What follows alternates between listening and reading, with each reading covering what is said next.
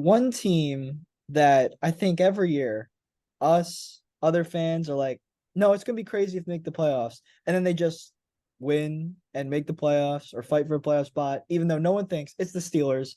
And it's the same story again this season. It's how are the Steelers gonna match up against this AFC conference that has 10 teams that you like, but yet they're well coached, they're gritty, they got a good defense, and they've got, I was gonna say it, the winning culture. So I don't know what's your. We can start with the offense here. Just whether it's Kenny Pickett, Najee Harris. There's a bunch of question marks supposedly, but I don't know. I was looking at this roster. I was considering some things, and while I have a hard time believing this is a playoff team, I really do think that there's reason for optimism for the Steelers fans. What's your take on them this year? Last year, we're like, oh, this is going to be the year they don't win, they don't go over 500, and they just continue to do it. So I think Mike Tomlin is too good of a coach for this team to like completely just like evaporate and just disappear.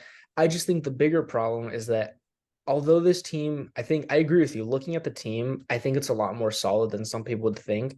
I just don't think they really have the consistency and the high end talent to like really get them there. You have guys like George Pickens who probably will be that high end talent. I think George Pickens, I'm very high on George Pickens. I think what like just he catches basically everything in like the craziest ways. Like his catch radius is insane.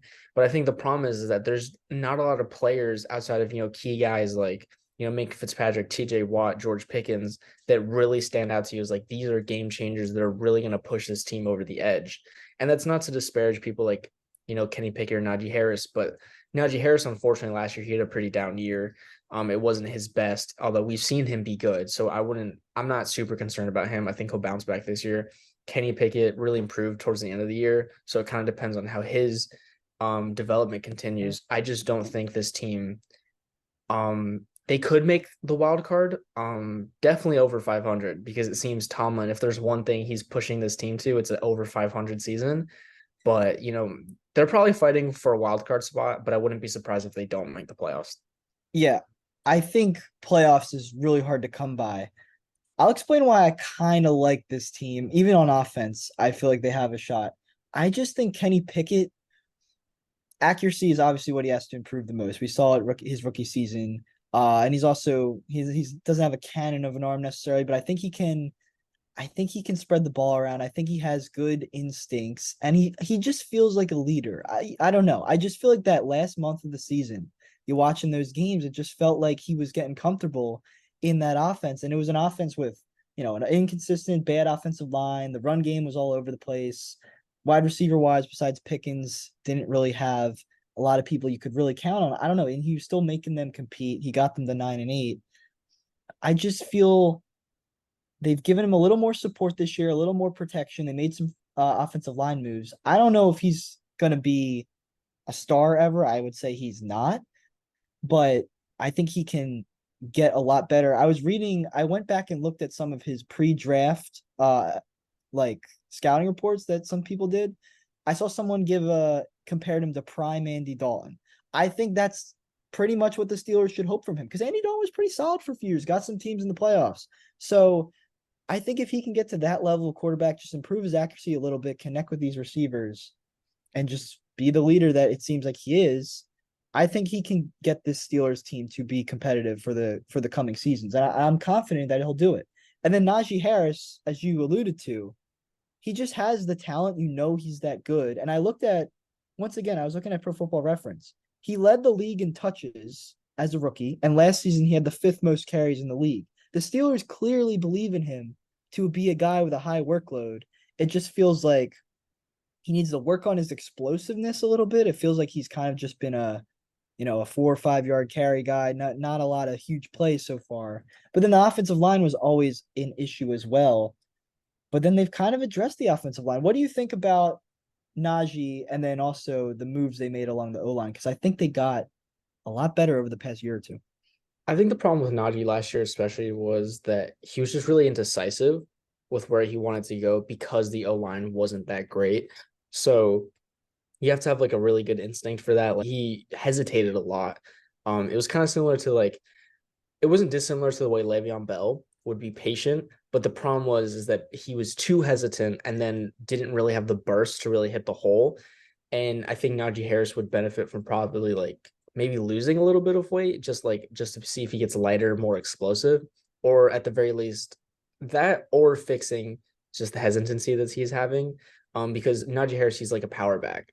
And so we've seen explosive plays from him in college. So I think it's more about just like getting comfortable with an improved offensive line. I think their offensive line, like you said, I think they definitely addressed it, but I don't think it's anything like to write home about either. I think that it really kind of depends on how some of these younger guys develop. But I think it's not like improbable. I see why you like this team. I don't think they're the worst team either. I just there's nothing that like super stands out to me outside of like their few players we know are very good. And it kind of just depends on like how the team works out once the season comes around. Because maybe they start playing games and like, wow, they're just working super well together. Their chemistry is clicking, and maybe that makes them play better than maybe some would believe their skill level lends to. Yeah, I'm a little concerned that Broderick Jones, their first round left tackle, is not projected to start right now, but I'm hoping that's just like ESPN being wrong and he's just going to be ready to do that because he's probably, if he could be good right away, be a first round level tackle. And we've seen a lot of left tackles come in and be impact guys as rookies over the past few seasons. So I think that should be an expectation. If he can do that, they signed Isaac Seumalo, they signed James Daniels 2 years ago. I do think they've addressed and improved. So I'm hoping that can lead to Kenny and Najee having good seasons if that works out for them. And then receiver wise, I mean, we addressed Pickens, but even like, I mean, Deontay Johnson and Allen Robinson were probably maybe two of the most disappointing receivers in the league last season, but we know how talented both those guys are. So Mhm. it's just the offense can improve in general. Now Matt Canada is still leading this offense, calling the plays. So maybe that's still a cause for concern. I talked to my friend Alex Osmond about this in the spring. He's a Steelers fan. He explained to me that the Steelers never fire coordinators. They only let their contract expire. It's like a policy thing. So I guess that's why Matt Canada is still in Pittsburgh.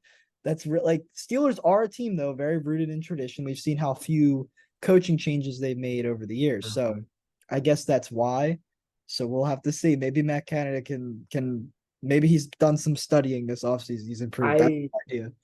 I think that's going to be the biggest thing is like, can Matt Canada really help elevate this offense? Because for me, I think that the Steelers can be a good team in the future if Kenny Pickett continues to improve. They're missing a few pieces that they really need. And I would agree with you that Broderick Jones not being penciled in as a starter is kind of concerning. I know for his preseason debut, a lot of people were complaining about he was late with his hands, wasn't really getting that like first punch in that you like from your offensive lineman. So hopefully he continues to improve. I just don't know if this is their year, but I think if they show a lot of improvement and there's some solid new pieces added next year along with a good development, I think they could really improve again and become a like prime contending playoff team. Yeah, and just defensively, we don't need to spend a ton of time on it, but TJ Watt, Minka Fitzpatrick, they brought in Patrick Peterson and Joey Porter Jr. at corner, which I think is going to completely transform the secondary. I mean, it was already pretty solid, I guess, but I think they're going to get a lot better Mm-hmm. this season. I think Joey Porter Jr. maybe the criticism is he didn't make a ton of interceptions in college, but he's just watching him play, just a very physical corner. And Patrick Peterson, 5 interceptions last season, kind of had a resurgence in Minnesota. So, and then even like Alex Highsmith, I think plays great off TJ Watt because TJ Watt's getting double teamed all the time out, and Alex Highsmith is fast enough. He gets in there for some sacks.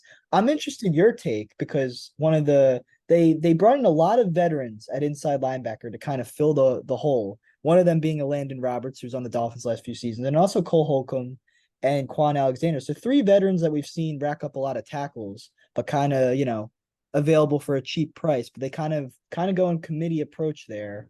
What's your thoughts on that group? Maybe primarily Landon Roberts since you watched him play, but just in general. I I like Landon Roberts and what he does for run stuffing. The biggest issue is that he offers almost nothing in terms of coverage. Okay. And I don't like because he's very good at what he does in run stuffing, but the problem is he doesn't really do a lot in coverage, which a lot of time you'd see him subbed out on third downs because he just wasn't able to cover running backs fast enough because he's a big thumper kind of linebacker.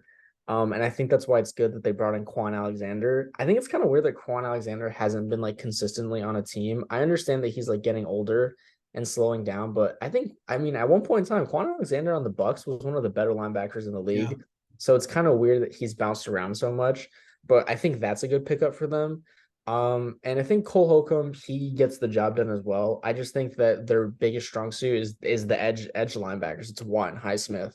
And I think if they get their job done, I think that takes off a lot of pressure off Holcomb, Roberts, Alexander. The committee approach, I don't like.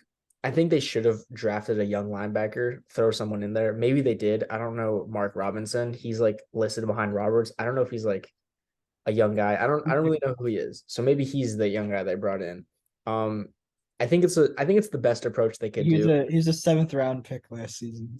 Well, maybe he can improve. So I think their linebacking core isn't necessarily bad. It's just nothing spectacular either. There's no one that like really jumps out at you besides the edge guys.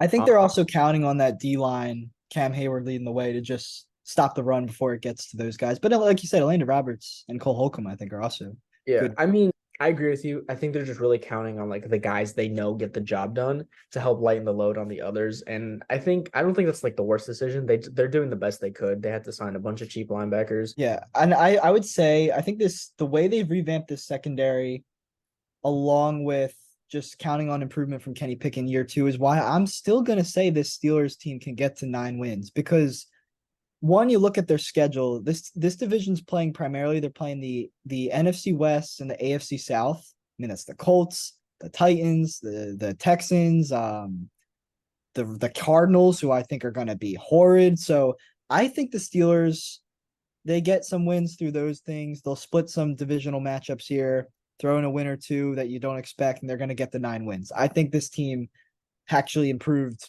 more than most people expect